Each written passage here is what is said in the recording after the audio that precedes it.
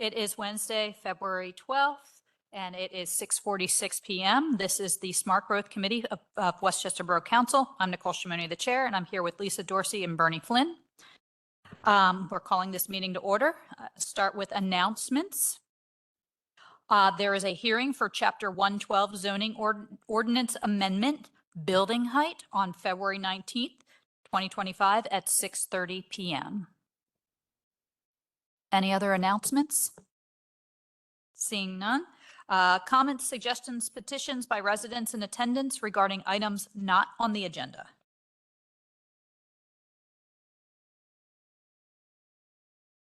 Good evening, Tom Walsh, Chair of the Historical Commission. Update on Lafayette Returns, the 200th anniversary.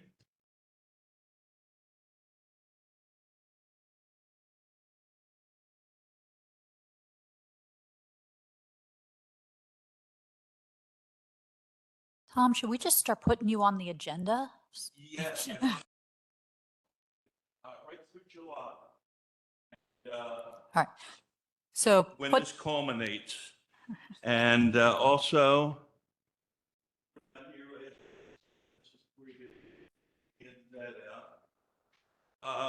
we will not take a lot of time tonight. We'll just look quickly at the list of activities. First of all, this event is an international and national event.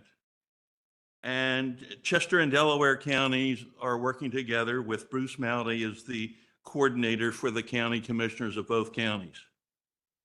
Activity 1 does not involve the borough. That is down in the Chadds Ford area and will involve both counties. We are involved in activities 2, 3, 4, and 5. And activity 2, we still need to get the application from the county to use courtroom number 1. We are going to request that they do not charge us and that they are part of the event. Activity 4 is activity 2, excuse me, the mini parade will be a short parade.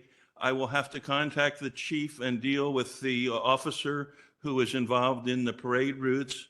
We want to have a very short parade, 1 horse-drawn carriage with brownies and Cub Scouts behind the carriage. It'll be a floating 4-block parade with 1 exception. We want to stop in front of the courthouse and have the commissioners give something to Lafayette. We'll head up to Marshall Square Park, so we'll be getting back to you on that. Activity number 4 is the Chester County History Center. And activity number 5, after their event is finished that evening, a few of us from the commission may want to lead some of their people up to the pavilion at 44 West. And then we expect to have Lafayette hanging out the 2nd floor window where he resided, above the old skateboard shop, above the plant shop, on the corner of Gay and Church Street. So each month ahead of time, we'll try and get you some things. Any slowness has been my error. We've been working on some of these things since 2023, and we're working with Bruce and trying to bring this to fruition.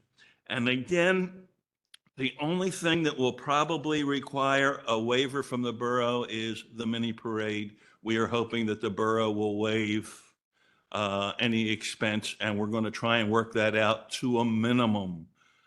This is not going to be a long parade, a long period of time, and a lot of street blockages. We are trying to avoid that. So thank you, and we'll try and keep you posted each month on some of our activities. Thank you. Oh, and if you have any questions post, feel free to get in touch with me at any time. Thank you. thank you. Does anyone have any questions now? All right. All right. Any other comments, suggestions, petitions by residents? All right. Seeing none. Director's report. You. So items of interest for this this evening, there are some items to present for HARB. They'll be on later in the agenda, as well as a presentation of a land development plan. The applicant's representatives are also here. So after I speak and review the executive summary, they have a brief presentation they'd like to share with you all. Okay, building and housing statistics summary for January. Rental inspections, 61 completed, 21 of them were student rentals. We issued 15 permits, 16 property maintenance cases were reported, 0 disruptive conduct reports received, 9 citations were issued, and 89 trash tickets were issued. Any questions? Well, I'll wait because you have the citation tracker. Okay. Yeah, I mean, so I'll wait till you get to the citation tracker. Okay. That's the ticket report. Director, how did they determine the snow on the sidewalks? Because that was a very contentious thing many years ago. What was our policy and how long did they have to remove the snow? They have 24 hours once the snow ceases to clear the sidewalks of ice and snow. And so the standard is a clear sidewalk of ice and snow. 24 hours after the snow ends. Yep, we have pictures like a regular thing what they do with parking. Yep. So And we have all documentation on it. yes, because we and- issue a ticket and our handheld ticket system, when we issue the ticket, takes a picture of it. So yeah. And has anyone objected to the of the citation yet, as you know? Yes, we have plenty. Yeah, we have appeals. So yes. Then that's part of Since the you asked- process too. You have a period of time to appeal your ticket. I believe it's 7 days. So yes, we do receive appeals. Yeah, there was one property, I'll ask since you brought it up, that I walk past pretty much all the time that did not clean off their snow for days. So do you give them a ticket and then if you go back the next day, do you give them another ticket? And if you go back the next day, do you They give go them another back, if ticket? we go back the next day, they get cited. They still have the ticket to pay, but then we cite them. Okay, so it's a days, like you go back, right? It's not, Yes, that's my, yes, we okay, go that's my back. question. And we try to, we try to be realistic. So last night, as you know, we had snow. It probably ended sometime overnight, but I said this morning, let's start the time clock at 8 a.m. So we had the snow ending at 8 a.m., gives till 8 a.m. tomorrow for the snow and ice to be removed. Okay. Okay. Oh, are you you going want to get more? to the citation report? Sure. So that's permits issued. The tracker, please. Yep. The tracker. Okay, so this tracker here only goes through October. Knowing that you had 9 this past month, and I'm assuming you had some in December and November, where are they on this report? Maybe like what does this report mean? There Because is I would another expect page- those other There ones. is another page to that report. My apologies. I can send it to you. You're correct. It does end in October, but I filled it in to go through, run through January. I don't see the second page, so happy to email that to you tomorrow. Okay, thank you. Citations are listed, the 9. They're not for disruptive conduct. They're for either trash or snow and ice. The ones from The last ones month. that we issued. in Yeah, and then the January. ones for December and November, we'll see on the report too, for whatever they were for as well. Yes, and I updated it. It shows, I think there was a guilty plea and there was a not guilty received. So there's some other updates, maybe about 2 for previous cases that we were waiting on. How are we with the points process that we've been monitoring? Like, I know you guys gave a report Mhm. a month or a couple of months ago. Where are we? What are updates on the points? We can send you the points. I can send you the points tracker report as well tomorrow. Let me write points tracker, second page, a citation. So there isn't a property at this time that has more than 6 points. There's one property that if convicted of a recent trash citation. They haven't gone to court yet. They will be at 7 points. That is the most accumulation of points that we have at this time. And I have reached out. That's a property managed by the owner. They own a lot of properties in town, and I've spoken to him as well as the solicitor to advise him of the severity of the situation, as if they are convicted of this trash complaint, they'll be at 7 points, and at 10 points, you can suspend, deny, or revoke their student rental license. So it's serious. Okay, so yeah, so we'll look forward to seeing that in the information. Another question, I got a lot of questions. How's the short-term rental process going? Where are we with the short-term rental process? So the zoning hearing board has approved, I believe, three applications at this time. The next step is for the applicants, once they receive the decision, to take the next step and apply for the permit, which will produce my team doing an inspection, just like a rental inspection. And they'll have to meet all of the conditions listed for a permit in Chapter 66. So that is the next step. When you say 3, because I know there were a couple of individuals that had more than one location, is that 3 locations or 3 individuals with multiple, some with multiple?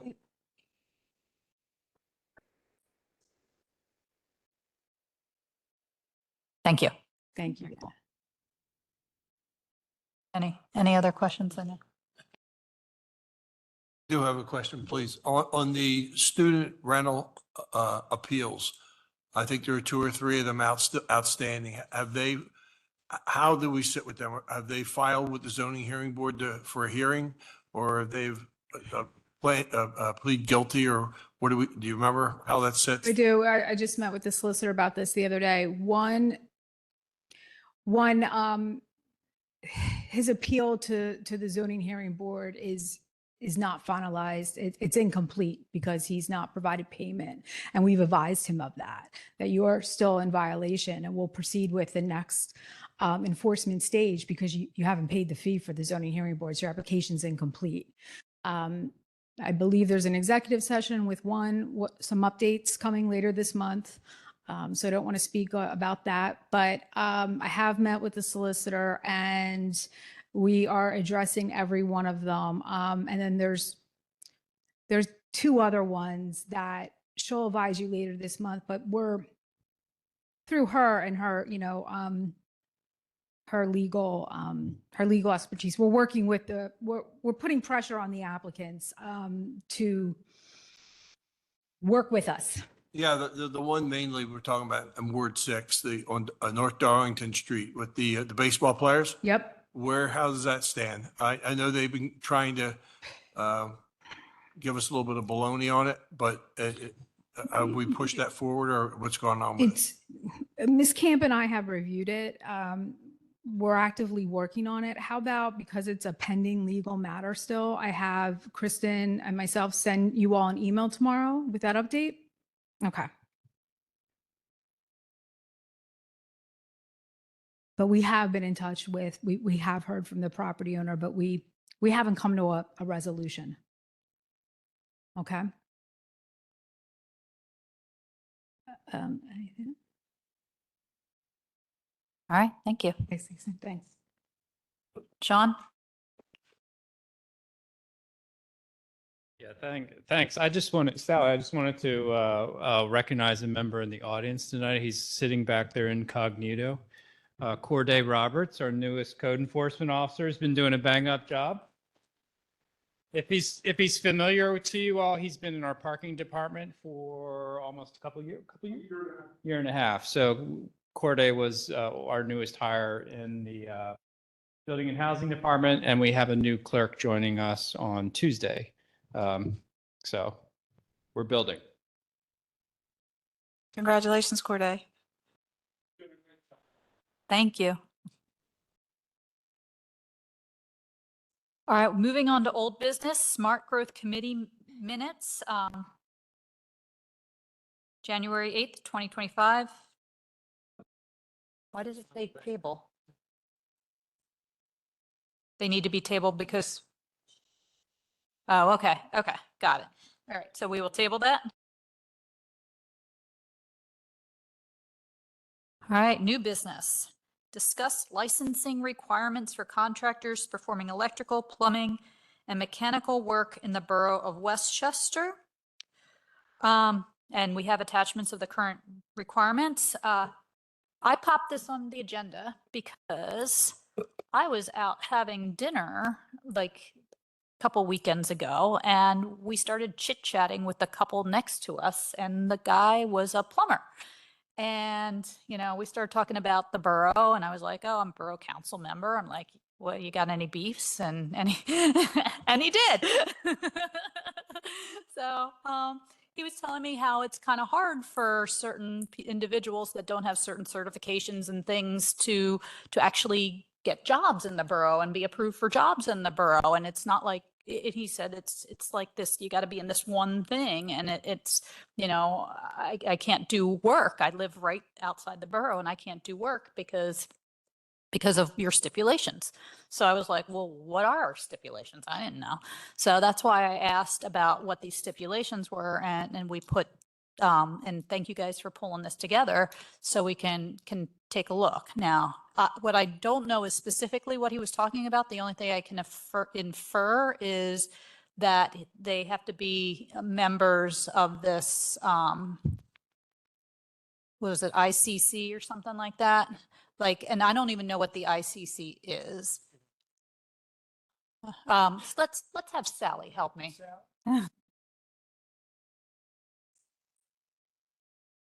ICC stands for International Code Council.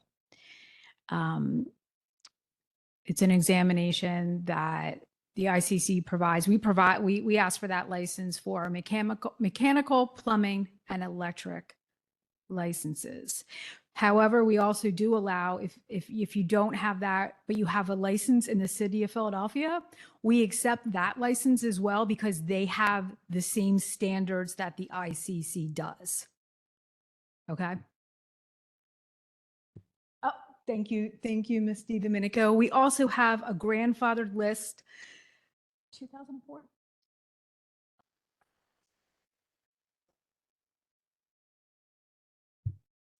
And I think it was around 2004. It's been a while, but we have a list. We have what we call a grandfathered list.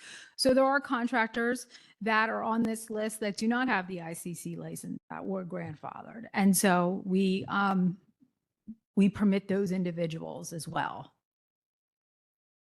But yeah.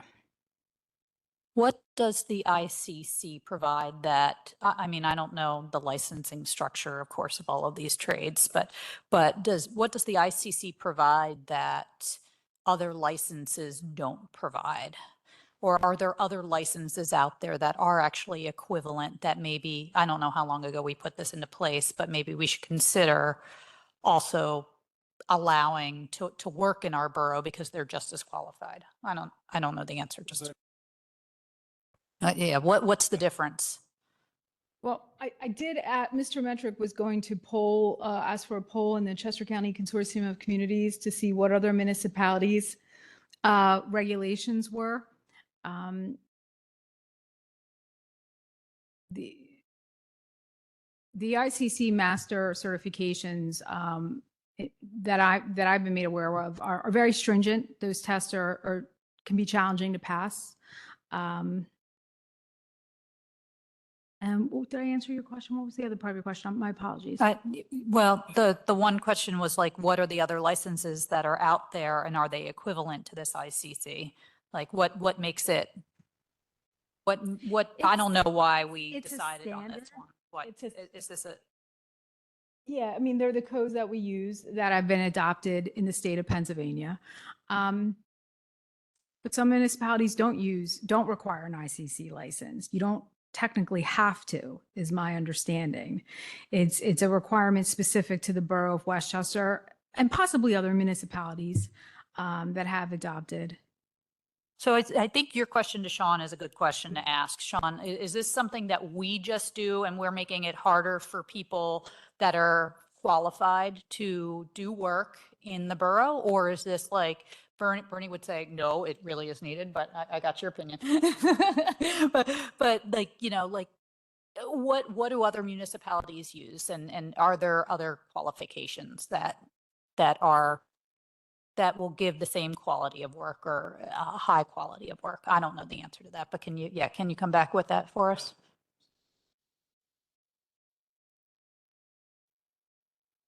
All right, yeah, because I think then we'll put this on the agenda for next month, and we'll come back and talk about it a little bit more. And, oh, yep.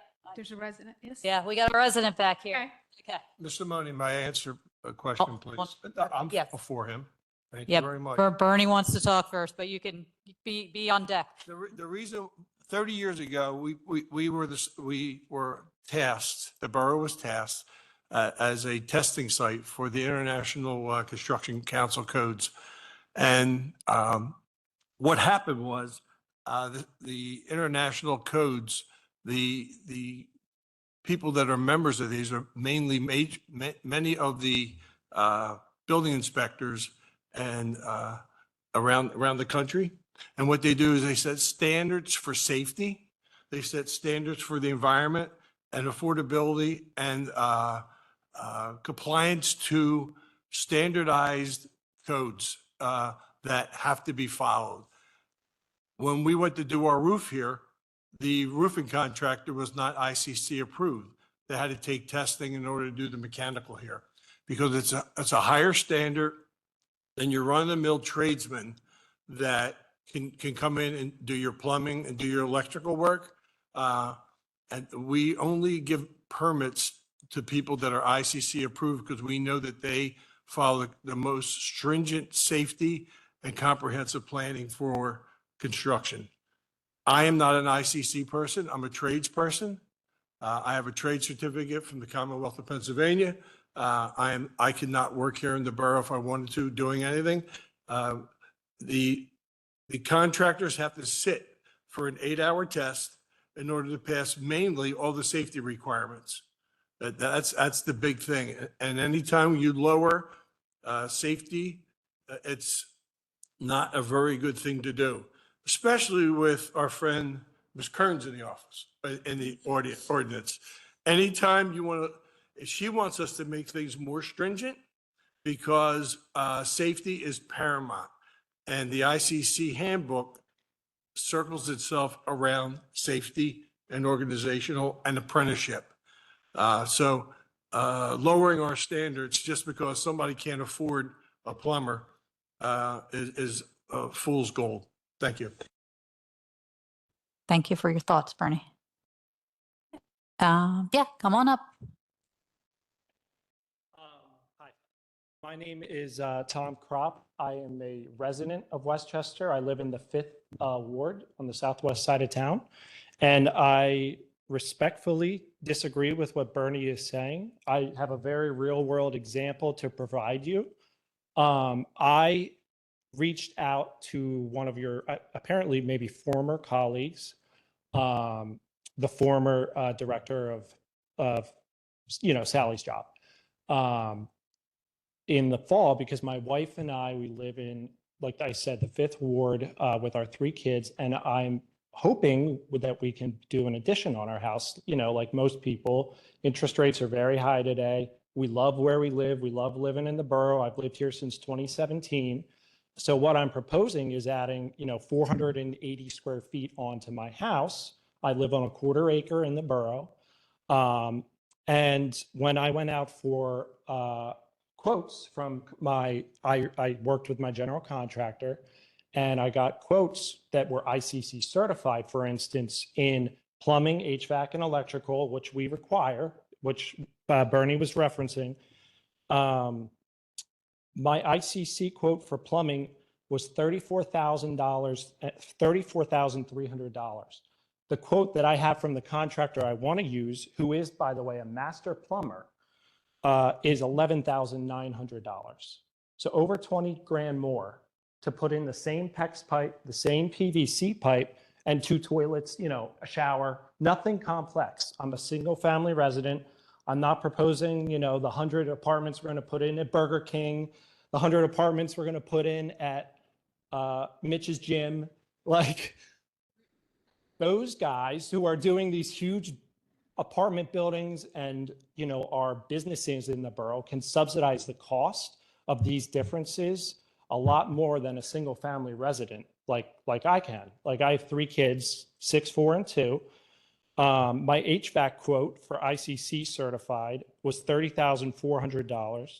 My non-ICC quote was $18,400. My electrical quote for ICC was $21,000, and my non-ICC quote for electrical was $11,900.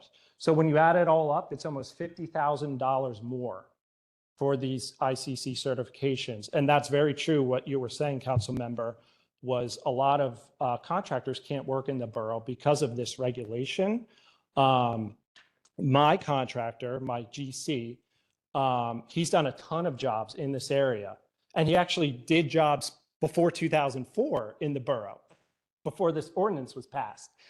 And he's actually doing, you know, Fame Fire Company, or First Fire of Westchester on Bradford Ave by St. Agnes Fields. He's doing a renovation there for $600,000. And I think that's East Bradford Township, maybe East Bradford, maybe.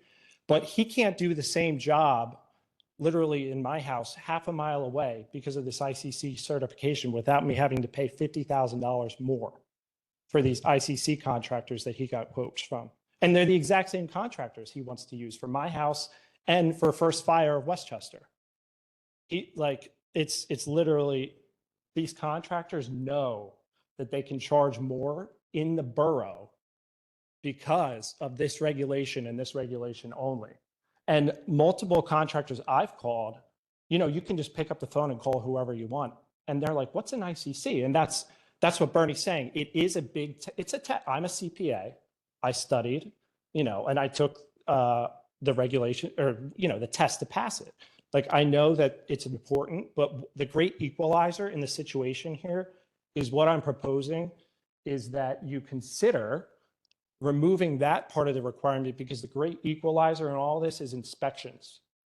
I'm proposing to pay for a master plumber who's going to do the work at First Fire of Westchester, who's non-ICC certified. He's a master plumber, and he can't do the work at my house because he's not ICC certified. He doesn't have someone on his payroll who's passed that test. You know, pick any inspector you want. Go grab an old yellow phone book and go down the list, and I'll pay for two inspectors, because the cost of paying for 2 inspections, if we're worried about the quality, is still going to be less than the $50,000 more I'm going to have to pay to these guys. And I'm not going to use their names because I'm not trying to, you know, piss anybody off, pardon the language. But it's just become a burden. And I think there should be, you know, some considerations around residents of Westchester when it comes to this, because $50,000 is a lot of money for a family of 5 to foot the bill. And not to mention, I'm going to be getting a home equity loan to pay for this. Home equity loan, just for 10 years at 7%, 50 grand is going to cost me really 70 grand more for this regulation that we have. So that's, you know, what I'd like the town to consider is adjusting this regulation, because the contractors in the area can't work in the borough if they don't have that test passed. And that doesn't mean that they're not good work from some of them. Some of them I'm sure aren't, but I'm willing to pay for inspections. That's why I'm here. Like, I'm out in the open, you know? So I think that's all I wanted to say, you know? You have any questions on that? No, I think we need to do a little bit more. And I did want to mention one other thing. Like, I have my plans drawn up. I have everything here. Like I mentioned, I reached out to one of your colleagues, and they told me in the past that I potentially didn't have to do this. I've got the email here that single family residents could get around that somehow, but apparently that's incorrect. Right? I was speaking with Sally. So I signed a contract with my general contractor based on the information that I was told by the former director, that I could do this without having an ICC certification. And I've already applied for a home equity loan based off, you know, the quote that I have for this plan rather than, paying another 50 or 70 grand.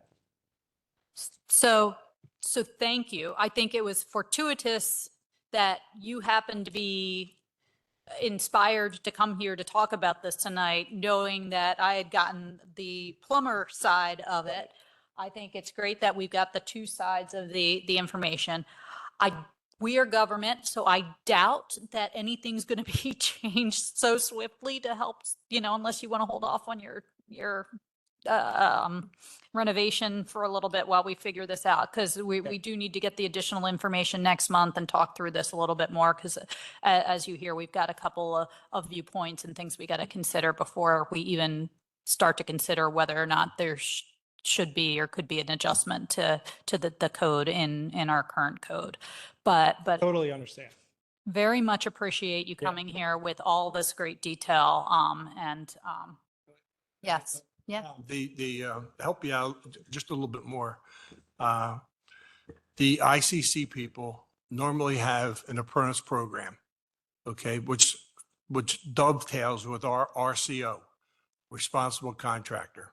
Okay, so what happens is the reason why a lot of times the ICC guys are more expensive is because their employees have to go through 5 or 6 or 7 years of apprentice training, and they have apprentices and tradesmen and journeymen on the jobs that are fully trained, especially in the safety aspects. Yep. Grant, yeah, I live in we live in the borough too. Anytime we need to do something in the borough, we have to pay for it. If you hire just a tradesman that doesn't have the ICC, you maybe save money, which, in the past, sometimes people do that.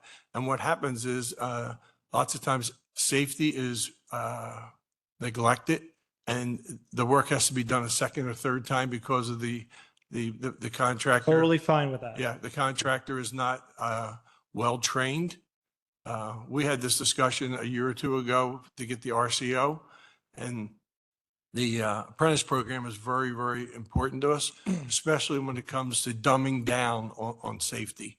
And like Ms. Simone said, government doesn't move very quickly. We take months and months and months to go through things. Hopefully, you could find another ICC guy that if you could compare another couple of people to get different pricing, if you're in that vein of moving quickly. So. Yeah, and thank you. I know, like I said, the great equalizer is inspections. If they have to come back because the guy that I'm proposing to use, who is a master plumber, for instance, did a shoddy work because you're worried about quality and safety, totally get that. I will pay for the work to get done to fix it right because I'm paying for the inspection. So our inspectors should have that ICC certification and tell me what's wrong. That's totally fine. I'll pay for it. But getting ripped off in my mind by these guys who know they have the market cornered in this borough. Our borough, Tom. No, it's you guys in the city of Philadelphia. Yeah. My contractor is friends with the PA Attorney General. He's like, I'm only aware of like Westchester, maybe Harrisburg, and Philadelphia. Like West Bradford, East Bradford, none of these townships around here have this. Nothing on the main line. But anyway, thank you for your time. Thank you. All right, so we got a little work to do. All right, presentation of executive summary by Director of Building, Housing, and Codes Enforcement regarding land development project at 210 to 214 West Washington Street. Okay. This project site is made up of 3 parcels. The address is 210, 212, and 214 West Washington Street. It's in the NC2 zoning district, neighborhood conservation zoning district. Currently, this site contains a large building that houses an automotive repair garage, 2 single-family homes, and 2 single-family homes that are attached to the auto repair building. The property owner, Axel Square LLC, is proposing a reverse subdivision to consolidate 3 parcels into 1 parcel that will have a total area of a little under 17,000 square feet. All the existing buildings on the site will be demolished. The owner proposes constructing 8 new single-family homes. The proposed development will be 2 rows of 4 townhouses. Each home will have a 1-car garage, 9 feet wide, with an additional driveway space in front of their garage. Overall, the existing impervious cover for all 3 parcels has been reduced from a non-conforming previous cover of 88.6% now to a conforming 44.1%, which now meets Borough Code. Stormwater will be managed on-site by an underground filtration bed. The applicant shall pay a fee in lieu of providing open space in the amount of $1474.99 per dwelling unit for a total of a little under $12,000. There's 3 waiver requests from the applicant that have been identified in the summary. I'm happy to read them if you'd like. Okay. The first is a waiver from section 97-27F7 of SALDO not to provide a 75 feet clear sight triangle at the intersection of Birdseye Alley with Washington Street and Patton Alley.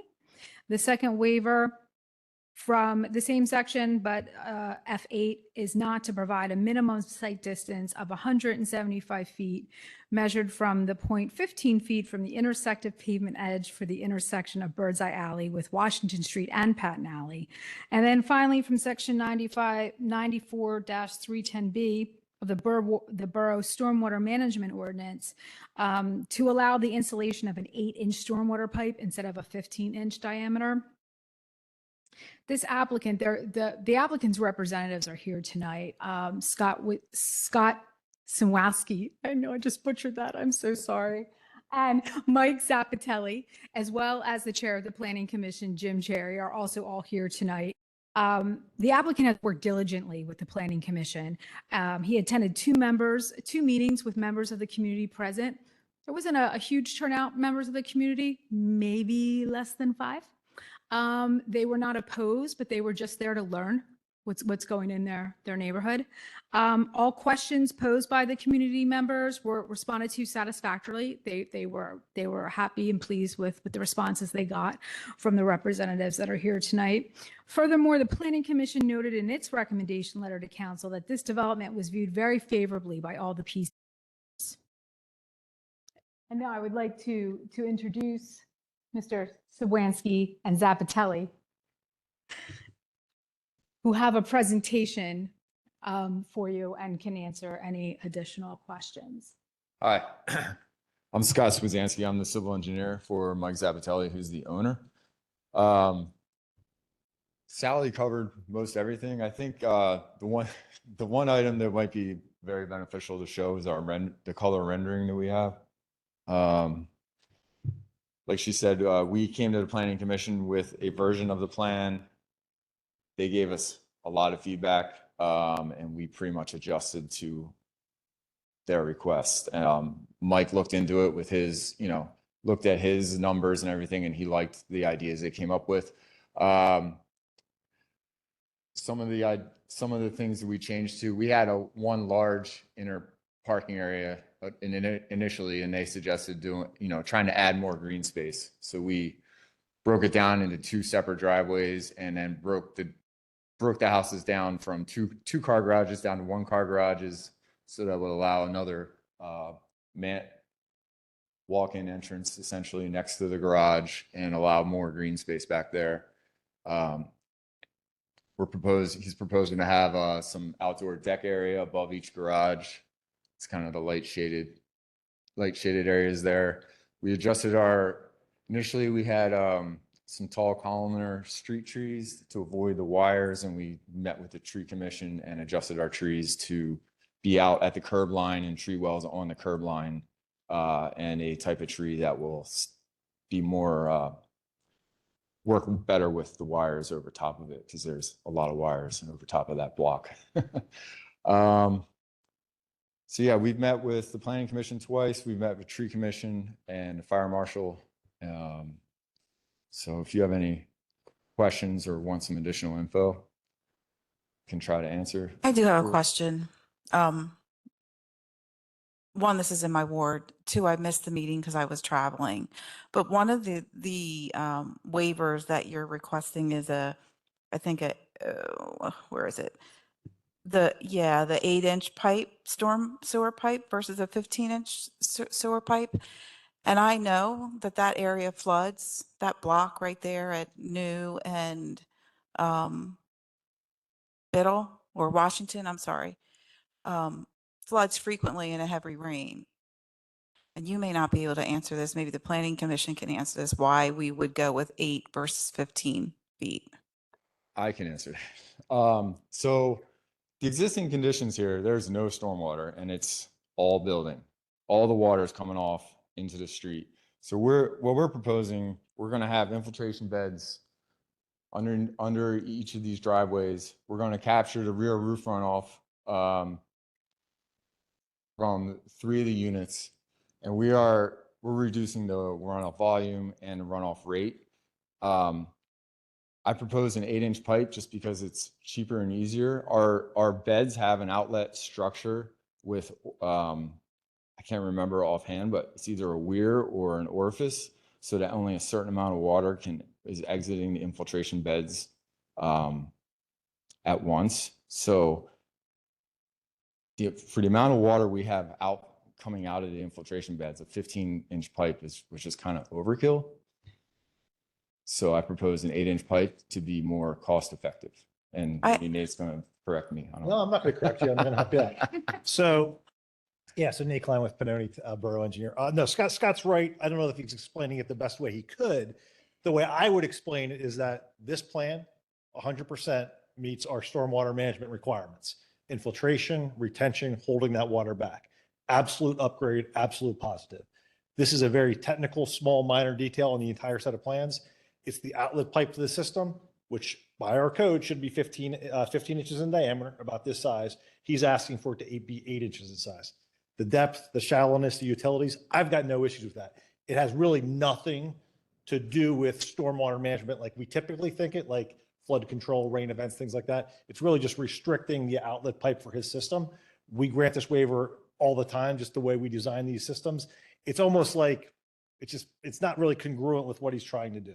We have it as 15 inches so that in public streets, we want larger pipes for access so things don't get clogged. This is going to be kind of on site and just leaving his system, not part of the storm sewer network. That's why we have no objections to it. So I don't know if that makes more sense or not, Lisa, but that's kind of my 2 cents on it. Appreciate the extra detail. I still have concerns because I was involved in the Melton Center development over here which flooded prior to the development, and we still get water over there. So I'm concerned around the water and where it's going to go. There was relief granted for the Melton Center. That was much different. That was relief granted because they could not infiltrate because of the existing conditions, flood zones, things of that. So that was a completely different scenario. And again, I wouldn't even put these two things in the same universe as issues. So that's my 2 cents on it. Yeah. They're just apples and oranges. I'm not the engineer. I just know that, water is a problem both on that end of town and this end of town. And making sure that that's remediated would be a primary concern of mine. You could put up the sheet 5 of the plan, maybe. You can just point out which pipe we're talking Scott? about. The footprint of the property, Yes. where are the overflow cars going to go? Have you allotted for guests to be there? Do you have parking? Because that's a permanent area parking, and you're not going to be able to get any permits for parking on the streets. So we're proposing the minimum required amount per house, which is 2, 1 in the garage, 1 in the driveway. Overflow would be street parking. That's I what don't believe. Ramsey just told me. Oh. I don't think so. Ramsey says that is a permit area. I've had residents on that block ask me to get it permitted. So if it is permitted, how many bedrooms are in these homes? 3. Great. Do we, I forget do they get one guest? Like, is it because there's Yeah. two Oh, four. parking spots, but 3 bedrooms? Is it by bedroom or something that it gets calculated? So they would be able to get one or something? I don't know. Ramsey, are you out there?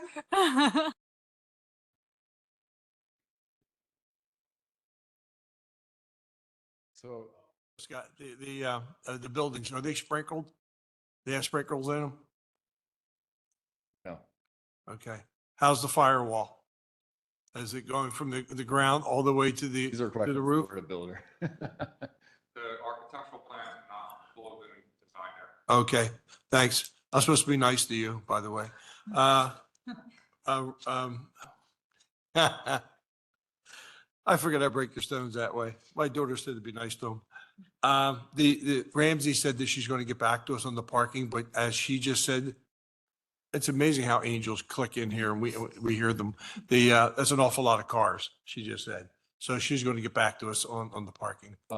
So Lisa, the pipe we're connecting with is this is the outlet from our bed, and it's this pipe coming down to the existing inlet that's in the middle of Birdseye. Once it gets to that inlet, that is a 15-inch pipe I believe that's a 15-inch pipe. I believe that's a 15-inch pipe that goes from that inlet to this manhole, which is a 24-inch line, and then there's another storm line in the middle of the alley that's a 36-inch line. So there's actually 2 storm sewers going down that section of Washington. So we have 2 separate beds because of the street tree planting area we have or not street tree, canopy trees in the middle here. So we have an underground bed here and an underground bed here to infiltrate stormwater runoff from the roofs. And what you just highlighted on the left side there, that's what's there today, the 15 and the 36 it was? So there's a 24-inch storm sewer. That's what this manhole's lined up with.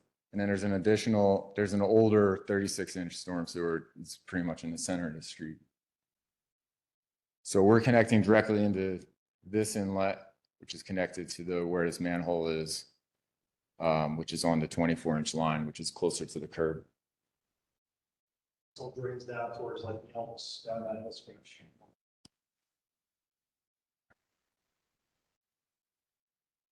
So- And right now, there's the business and 2 homes there, correct? So this Yeah. is net new 6 homes. Yes.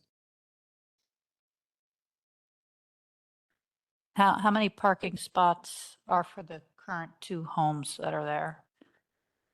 There's It's just no- 3 there's parking no- only? All right. We're starting to feel better about the parking. Yeah. All right, any other questions from you guys? No. Any questions from, yep, we got a question out here.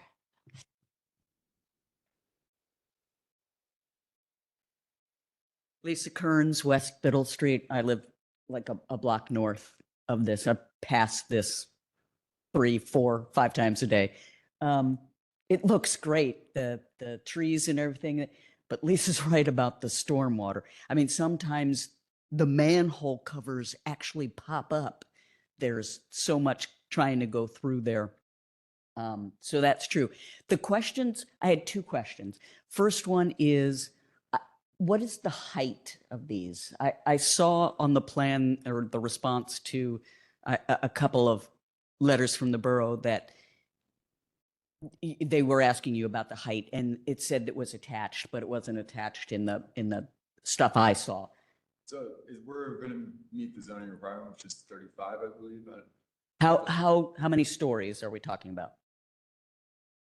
3 stories. 3 stories, Yeah. and most of those are the others on either side. How tall are those Those are 2 stories. stories? Yeah. And this alley kind of goes up Yes. to it, so that would be even higher up. That, I mean, obviously it's Yes. same stories, but Yeah. it would be pretty high. we talked about this with the planning commission and we're gonna get, when we do our revised plan, we're gonna have detailed building height calculation to their requirements, where you take the average grade around it. And Okay, because that's good, because I didn't see any of that. So that's yeah, important. they're requiring us to show them the specifics. They want to see. And the other one, can you show the plan that had the triangle, the, Before, not that one, the preliminary, yeah, sheet 4. There we go. Okay, so we see the triangle, the sight line triangle. so this is the clear sight triangle. Right, that's the one you're supposed to have. Yeah, that's 75 feet, which I can see both. Right, you got And nothing. Right now, the existing building, this side blocks it and this side. And the sight line, right here is the sight line. We mark the sight line at the first point where you can actually see past the corner of the building, which is 12.2 feet back from the curb. The borough code is 15 feet back from. Yeah, that to me is something to consider, because that Washington is very busy, and to get a car out of there and not be able to see, and I love the plan. I want it to work, but Also have a low row of cars, so you're pretty far back when you're 12.2 feet back. well, the borough thinks you should be 15, and again, the sight lines are much on both ends, and Patton Alley, again, when you're just going to pop your head out there and hope nobody's coming. So, I mean, those are just my concerns looking at the plan today. The building is not going to be, right now, the building goes all the way to that point. Right. Oh, and it's terrible. So we're looking It's at- terrible. But what I'm saying is we're approving something new. Do we want to repeat that problems that were there before? You're right. The sight lines there I've popped out of there more than a few times and just hope for the best. So those were my concerns. Thank you. And here's one of the reasons I like the plan, because they look like they're going to be smaller homes. Hopefully they're going to be affordable. That would be really nice if we could have some affordable housing in Westchester these days. All right, thanks.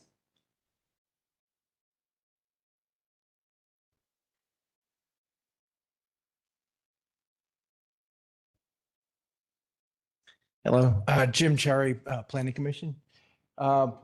First of all, we wanted to thank the applicant. He did a great job responding to our comments and incorporating a lot of improvements. We thought they were improvements. We do like the scale of the project, the scale of the homes. Everything is compliant with the requirements of zoning in the Saldo.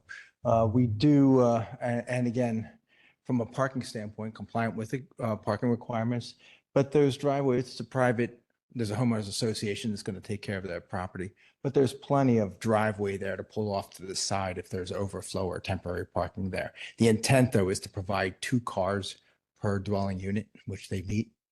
The only thing I did want to bring up, because there was a comment brought in, I'm not necessarily sure by whom, but that radius that you see in the lower right-hand corner was asked by Fire Marshal to be 25 feet. If you look at either end of both alleys, there's no radiuses.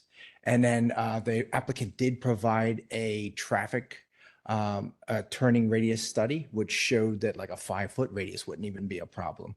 So I'd like to see that reduced to a 10-foot radius to be more consistent with the scale and be a little more sensitive to the area, the scale, and the pedestrians, add some green back into it, and just have a 10-foot radius with a mountable curb instead. So if a fire truck or something had to get through there, if that's why they chose to get in there, I have no idea why.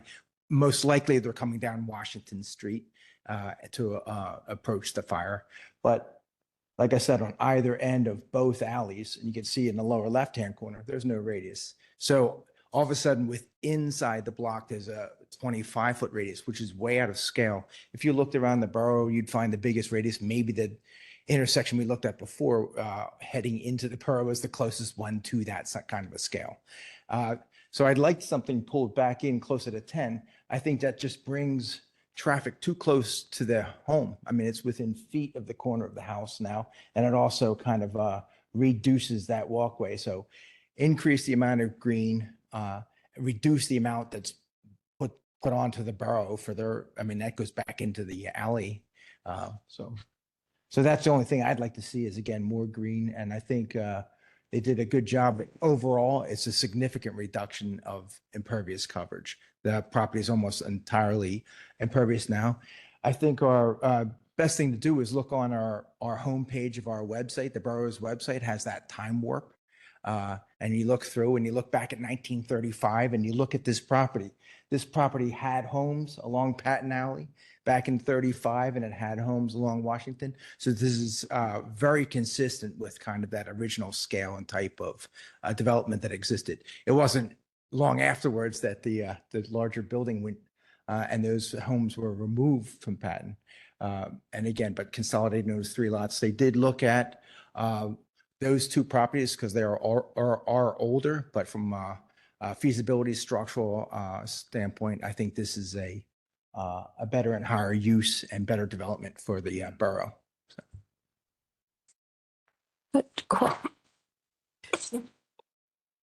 There are also 2 families, right? It's a garage today that has closed or is closing. And then 2 families that will be displaced that have been in those homes for decades. At least one of them, because I'm friends with them.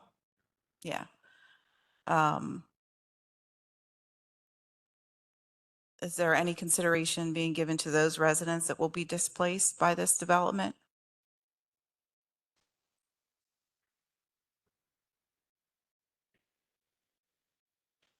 It's been their home for close to 30 years. And they're being displaced by this development, which, I mean, I like the residential space. The garage has also been there for decades, but I understand they've sold the business. These are the people there, have they been renting for 30 years or Mhm. they've been, okay. A long time. Yeah. I just wanted that on the record. We are displacing people that have been residents for a very long time.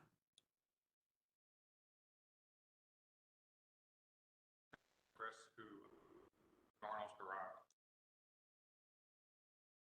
Chuck and Chris, who owned Yarnell's Garage, sold the business to one of their employees. And at that time, when they put the property up for sale, the 210 was vacant. He had just moved in last August and is aware that the property is going through development. Prior to myself purchasing the property, everybody was aware that the property was going to be sold and going through development. So this is not a situation of me coming in and basically, ripping up leases and kicking everybody out. There's going to be plenty of time and notice giving. And if I can work with my real estate team to place them and, help them find another place, we'll certainly do that.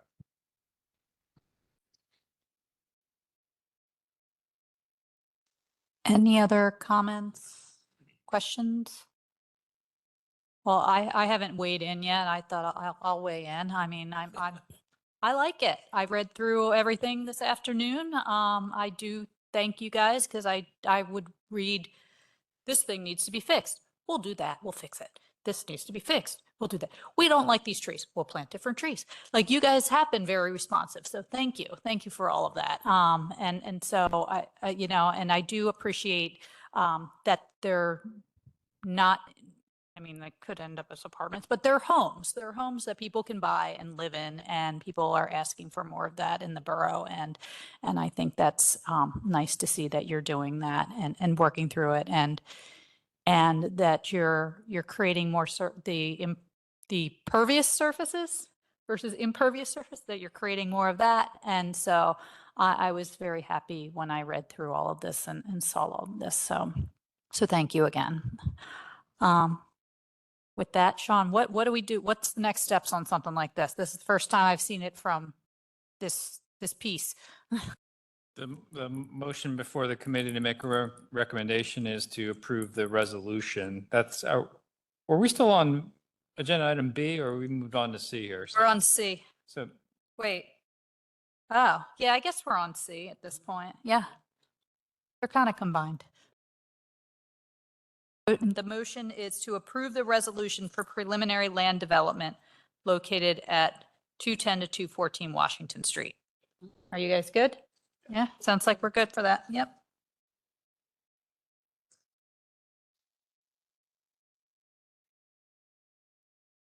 Two to one. Pipes that are still there or are existing just doesn't feel to me. And I get that you're reducing the runoff. I just need to understand that more. Perfect. Great, thanks. All right, Bernie's got a question too.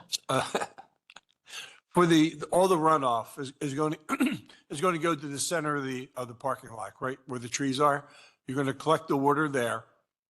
And the reason why we're going from a 15-inch pipe to an 8-inch pipe is to slow down the flow so it doesn't crash into the storm sewer out in the street. Is that basically the theory? Yeah, it's not, there's not. At this point, Scott's just going to make it 15. I think I'm just gonna make it 15. I don't have the storm. Actually, we could go to, can you switch up to sheet 7, I think? Yeah. So.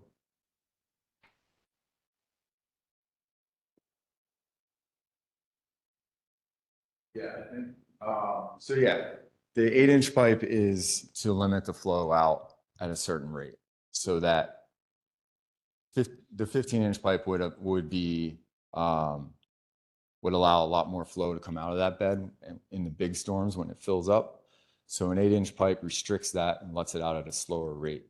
If we went to a 15-inch pipe, then we would have to install an orifice plate on, not only would the pipe be more expensive, but then we would have to install a plate to restrict the flow at the inlet to flow in, like an 8-inch opening to flow into that 15-inch pipe.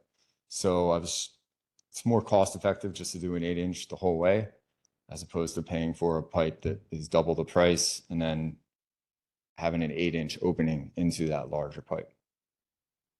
Does that make sense? So the 8 inches is to restrict the flow coming out. That's the part I get. Okay. The other, you lost me on the second half of that, but restricting the flow so that it's not rushing into the street or the. Yeah, so it's to help us meet the stormwater requirements for the peak rate of runoff per each design, each level of storm we have to design for. Okay. Again, there's multiple ways to get to that end. Scott, I think, is realizing he chose poorly. He should have chose the other option, which would have eliminated the need for a waiver. But at the end of the day, they're kind of equal options is what I keep trying to get to, Lisa, a little bit, is that they're.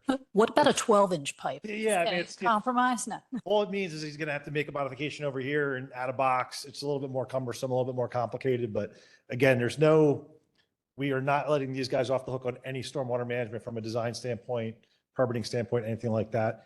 And again, I think as we go to the final plan, I'll work with Scott. That waiver might end up going away.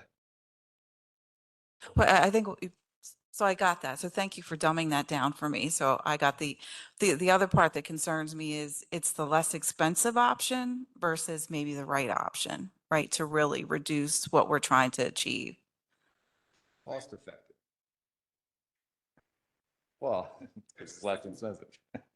It's the same material. But Yeah. Bigger diameter Cost more. costs significantly more. Smaller, I mean, it's the same as, buying a smaller tire versus a bigger tire. Bigger tire costs more than a smaller tire. It's the same thing, same pipe, same plastic. But If at the end of the day, we're reducing the runoff so that the street's not flooding and the manholes aren't floating down the street. I hope that's what happens. Still 2-1? Okay. She's not completely, she'll get there.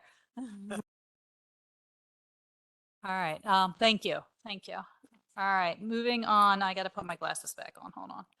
All right, motion, okay, it's Harb time, so, Sally, you wanna come on back up and talk Harb?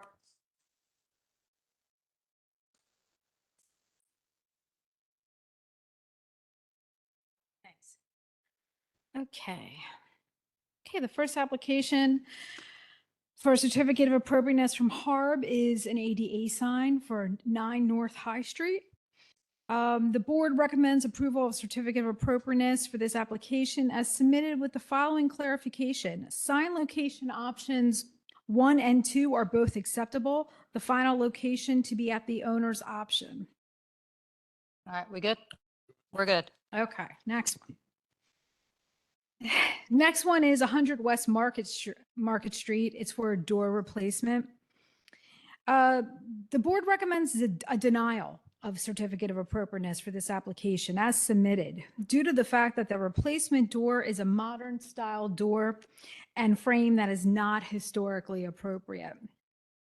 The door is inappropriate because the installed door does not resemble the original painted wood door and frame with its divided light windows as required by the Harb design guidelines. The new replacement door style and materials should comply with the design guidelines. However, the final door and frame configuration, size, and detailing may be revised to comply with applicable building code requirements. All right, so here's my question on this one. Who's talked to Paul? Because the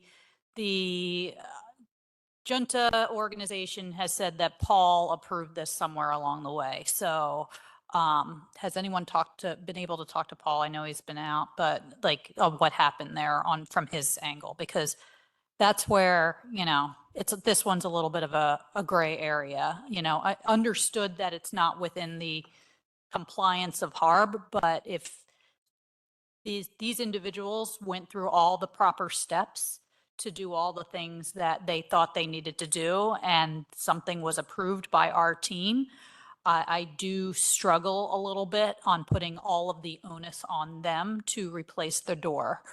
So that's kind of my question. What's Paul say, or will Paul be back next week? Is that Tuesday? So can we table this one and talk to Paul and kind of figure out what happened from his angle? Yeah. Okay, well, okay, thanks. Just to be clear, we'll talk about it in work session. We're not. Yeah, okay, that's good. So no recommendation, talk to Paul, move to, okay, that's good. All right, thank you. So motion to approve amendment and schedule a hearing for March 19th, 2025 to Chapter 66 Owner Occupied Rental Permit Requirements. And the update is to review the amendment to definition in Chapter 66, the definitions of residential rental dwelling unit. And you guys have it up on the screen here, just taking out the money piece of it and just saying that it's a rental if somebody lives there that is not the owner. So we're good? Yep. All right, so we 3-0 to that one. And then discuss cafe permits, standards, and procedures, Chapter 90A, restaurants, cafes. I think you wanted this one on the list here, Bernie. Yeah, so- we were talking about going into spring and us looking through the various ordinance to see if we needed to tweak any of the requirements. And then the previous page, Bill, go back. It's funny how the ICC code just shows up again. But on there, where did I read it just a second ago? Yeah, adopt the property maintenance for the ICC code. So but the platforms, the platforms themselves. Sal, are you familiar with the applications and how people apply for platforms each year? Yeah, from what I remember, and maybe Lisa, you could help me. The people that have existing platforms, they have to apply by March the 8th, is it? It's 15th. 15th, okay? Yes. If they're going to keep their platforms, Mhm. and then what's going to happen is because there's certain requirements of the footprint of where the platform has to be, they have to stay within their footprint, correct, of their building. Correct, They of what can't- was previously approved. Yeah, and once they put their plan out, what we do then is we go out and we mark the pavement, and they can build their platform according to the general construction regulations that we already have in place. Yes, that's my understanding. Okay. Okay. Yeah, because we're coming into that season where people are asking for platforms, Mhm. especially Turk's Head Winery. I've been working with Ms. Owens on that. Yeah, and what happens is directly across the street from there is Zuma, Kuma? Kuma. My Zumba, words. Roomba. Hey, I got Some other books- I got restaurant. dim sum now. So it's Kuma. And I don't know whether it's wide enough for the two platforms and they directly across from one another. Yes, so very good point. So Kuma has confirmed that they are not going to have a dining platform this season. Okay, so that frees up Yep. that's one hurdle, which is good. Yeah. Yeah, so that was the big thing because of the passage of the two lanes right there, Mhm. which is good. So hopefully you'll be seeing an application from Turk's Head where she's applied to HARB when, we're assisting her as needed, but she started the process. Yeah, Cool. good. You Yeah, good? it's important that we stay on Yes, top of it. Sean. Mr. Metric. I'm glad John O'Brien is here. But one issue is that what we were talking about, but in the outdoor dining, limit of 2 parking space platforms per block, and that creates an issue of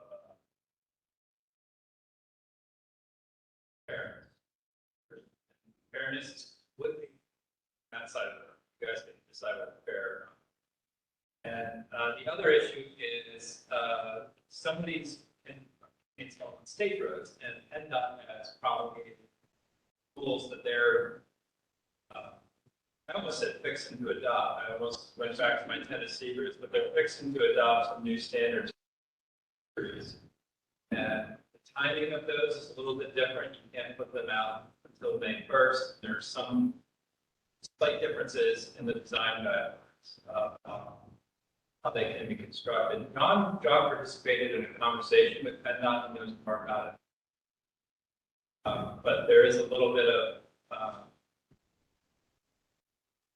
difference, I'll say, between what PennDOT's going to allow on Market Street opposed to what the borough allows on other streets. So I seem to have the same recollection as you, Mr. Metric, in that I thought we were discussing how many we would allow on a block versus limiting it to 2, and sort of spreading the wealth, if you will, if someone had the means to put up a cafe platform. That part I remember. I don't remember I do remember, John, I think you did mention the PennDOT conversation previously.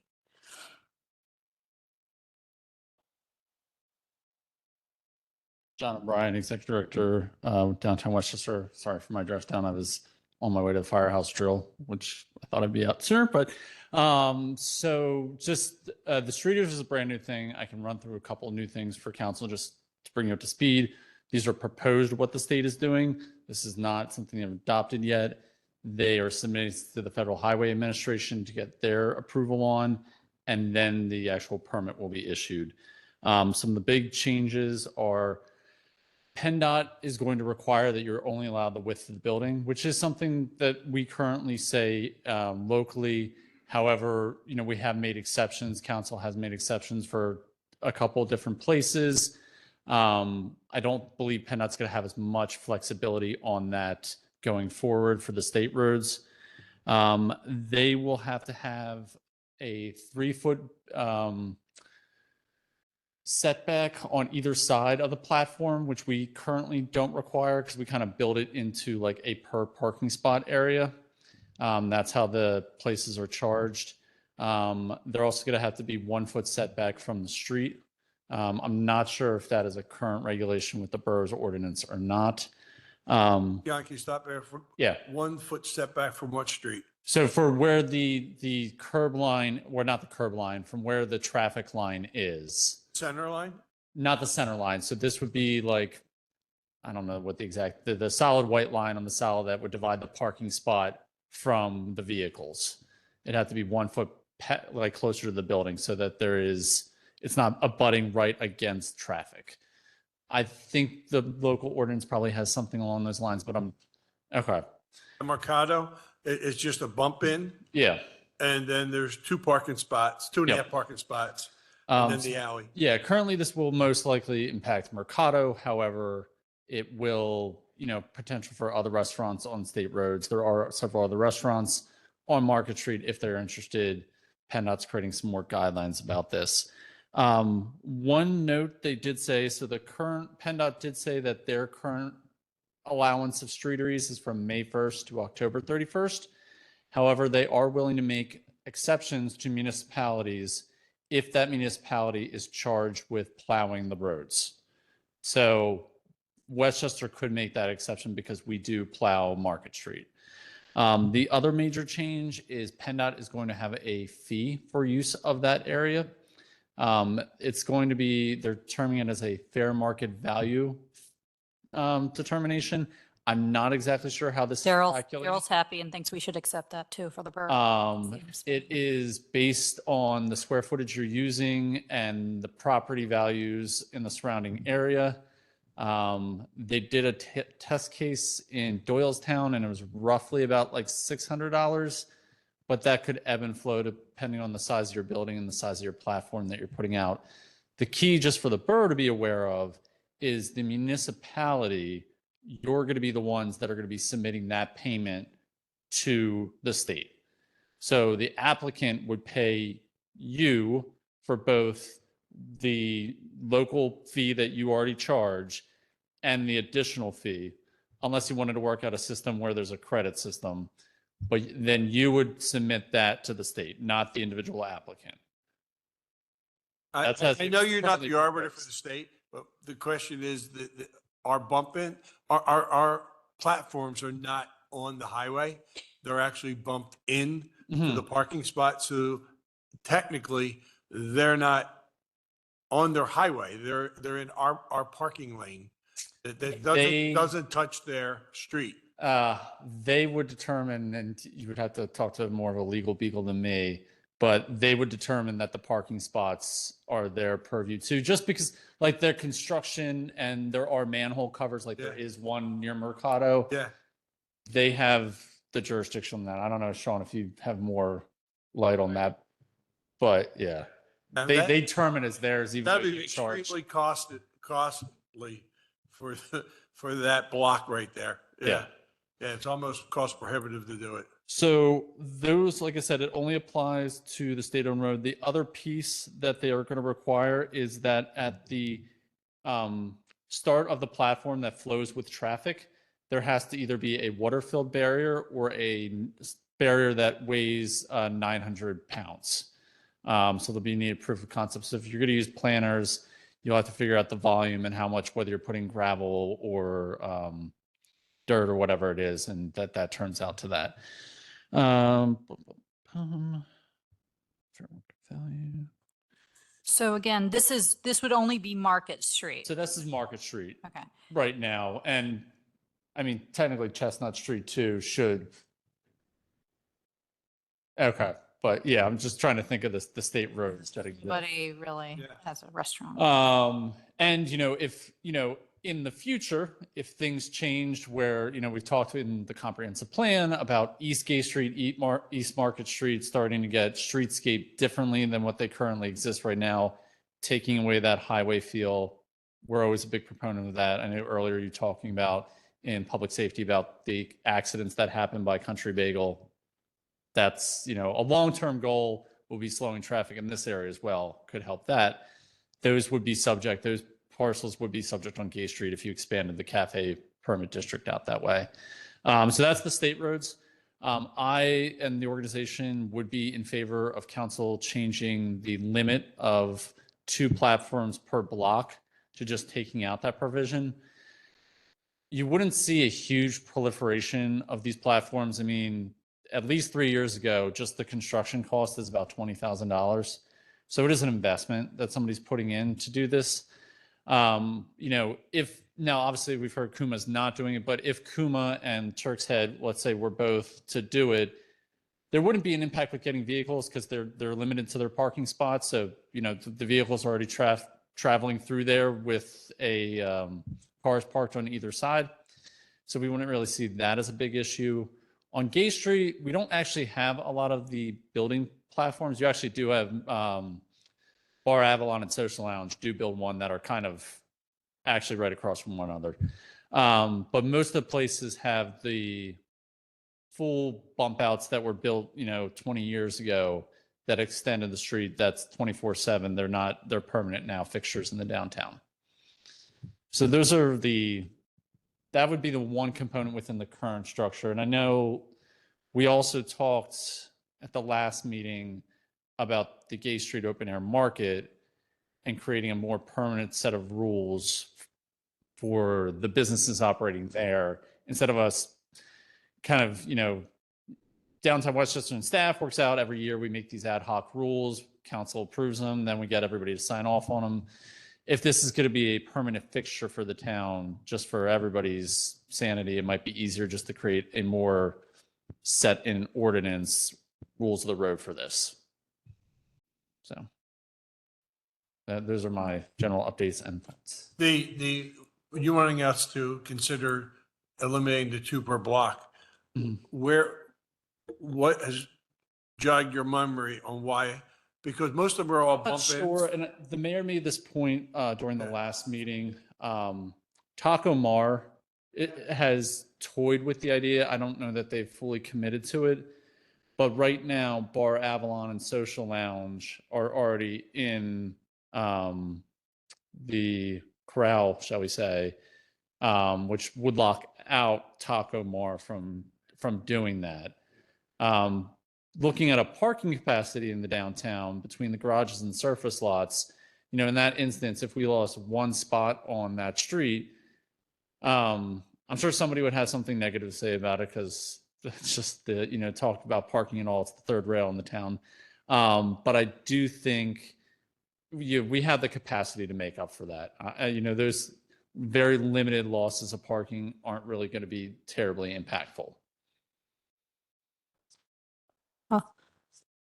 Right. Yeah, I mean, I almost am of that because I think it's almost a moot point. Like, let's see who applies this year. And is it a problem or is it just something that we speculate could be a problem someday? I would say if you were opening this up and looking to make other changes, I would consider doing that since it's just easier to just do everything in one fell swoop. Otherwise, Sean?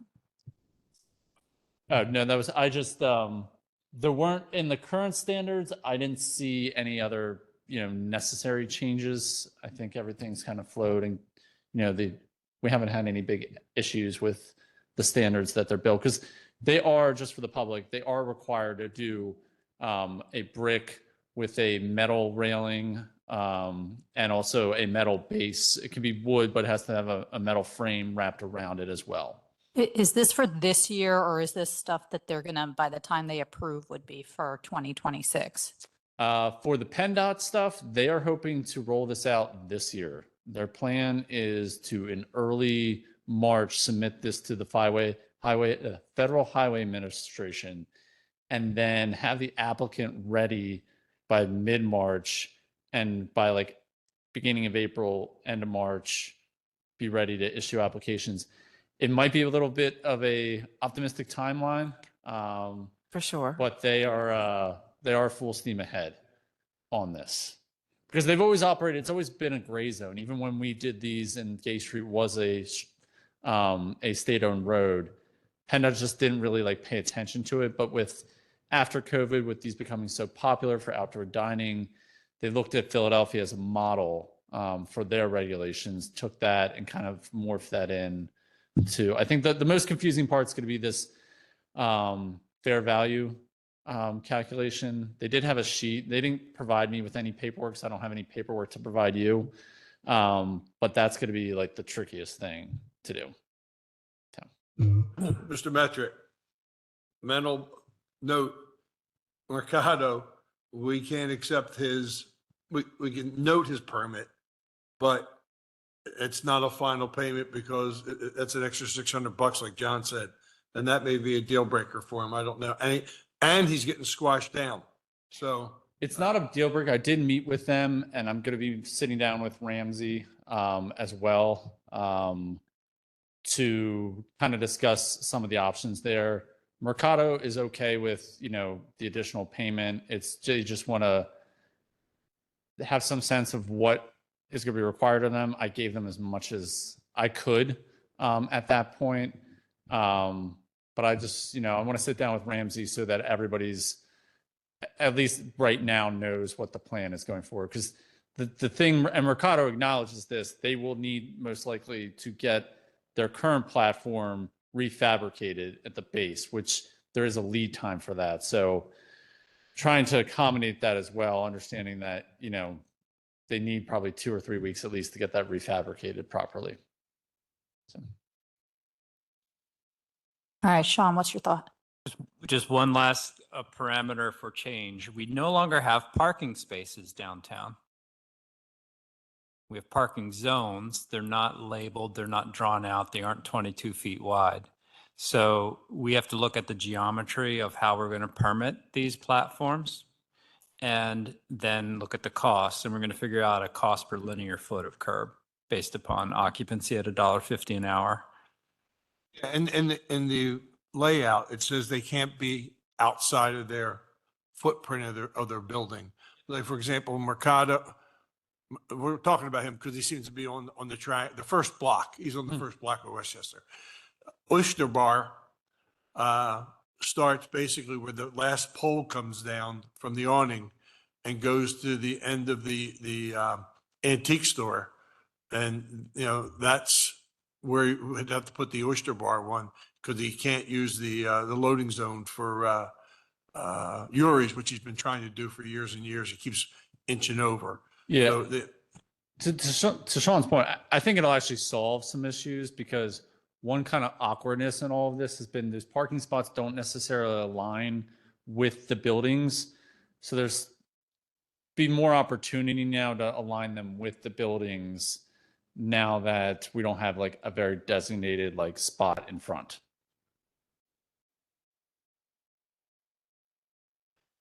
All right, so next steps, people start to apply and the fun happens. So if you want to put one out, apply now. So, All right. Maybe we can table this to next month. We can bring Rex to you for March for consideration for adoption so we can get these in place because right now we're just accepting renewing applications. But by the time we meet in March, we're going to be accepting new applications. and that would be expanding beyond the 2 per block? That's up to you. I think that's what's up for discussion. Are we saying we're pushing that to next month or would you Yeah, want to I think we're going to push because I think the question is it really a point to have to worry about? Like, do we really need to, because Well, either way, the ordinance now says 2, so we'd have to change it from 2 to, there are no limits. Also, The ordinance doesn't say 2, so this will be an easy fix. It's the policy that the ordinance references. So we don't need to do a hearing or anything like that. We're Okay. looking at amending that PDF I attached tonight.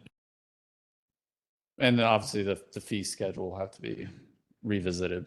the only one that we keep bouncing back and forth is Taco Mar because we're a little sensitive to him. I wouldn't count on, I can follow up with them, but I wouldn't count on it right now. However, like I said, if we're opening up this, the outdoor dining policy already to make some of these other technical changes, if we wanted to plan for the future, we could do that then instead of making an issue that just stands on its own. all right, thank you. Yep. Thanks. Okay, any other business? Yes. I would like to thank Dana for her gifts, her cards, her candy throughout the year. The people up here enjoy. And I actually appreciate your card better. Sorry, Ramsey, you gave me a dinosaur. I got you a can laugh shooting at that, Lisa, right? star. There was no pun intended. Yo, No. she purposely gave what did you get, a rainbow? I got a shooting Yeah, star. and I got a dinosaur. So Ramsey's trying to tell me something. Yeah. Oh, look at all the nice things everybody else gets. Thank you, Ramsey. I Thank you, understand. Ramsey. But I'm a hot dog from Dana. Thank you. All right, yes. Any other business?